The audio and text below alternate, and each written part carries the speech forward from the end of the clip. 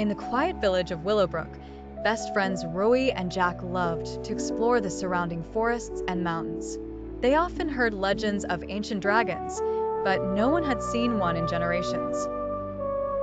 One day, while climbing the mysterious Dragon's Peak, they discovered something incredible, an enormous, shimmering dragon scale half buried in the ground. "Do you think dragons are real?" Jack asked, his voice filled with awe.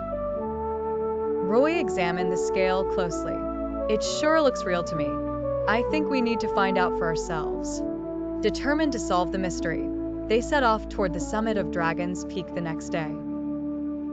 After hours of hiking, they stumbled upon a hidden cave entrance covered by thick vines. Inside, the air grew warmer, and the cave's walls glowed faintly with an eerie light. Deep within, they heard a soft, rhythmic sound, like breathing. Following the sound, they reached a massive chamber, and there, sleeping at the far end, was a dragon. He was enormous, with golden scales and large wings tucked under him. But something was strange. He didn't look fierce or threatening, but rather peaceful, almost sad. Suddenly, the dragon opened his eyes. "Who dares enter my lair?" he boomed, though his voice was gentle. Roy, feeling a little nervous but curious, stepped forward. "We're Ruhi and Jack from the village. We found one of your scales and came to see if the stories about dragons were true." "Are you the last dragon?" The dragon sighed deeply. "I am Zorath, the last of my kind. I've lived here for centuries, hidden from the world because of a curse placed on me by a dark sorcerer. If I ever leave this mountain, I will turn to stone forever." Ruhi and Jack exchanged a glance. "A curse? Is there any way to break it?" Jack asked. Zorath nodded slowly. "The curse can only be broken by the sorcerer's staff, which lies in the enchanted crystal forest. But the forest is filled with traps and illusions. Only those with brave hearts can find it." Without hesitation, Ruhi said, "We'll find the staff and help you." Zorath's eyes gleamed with hope. "Take this," he said, handing them a small crystal shard. "It will guide you through the forest." The next day, Ruhi and Jack set off for the crystal forest.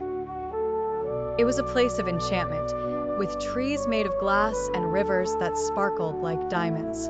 However, the forest was also full of tricks. They encountered magical puzzles, illusions, and creatures that tried to lead them astray. But with teamwork and determination, they followed the crystal's light, solving every challenge they faced.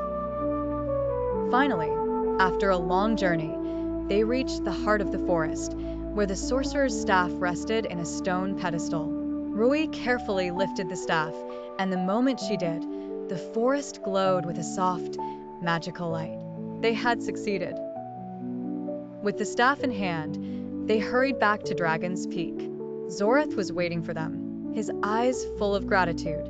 "You've done it," he said, his voice trembling. "You've broken the curse."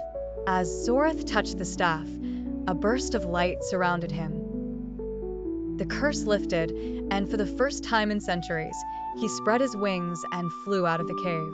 The once lonely dragon soared through the sky, free at last. Ruhi and Jack watched in amazement as Zorath flew over the village, his golden scales gleaming in the sunlight. The villagers, who had always feared dragons, now saw Zorath for who he truly was, a protector of the land. From that day forward, Zorath became the guardian of Willowbrook, and Ruhi and Jack's adventure became a legend told for generations.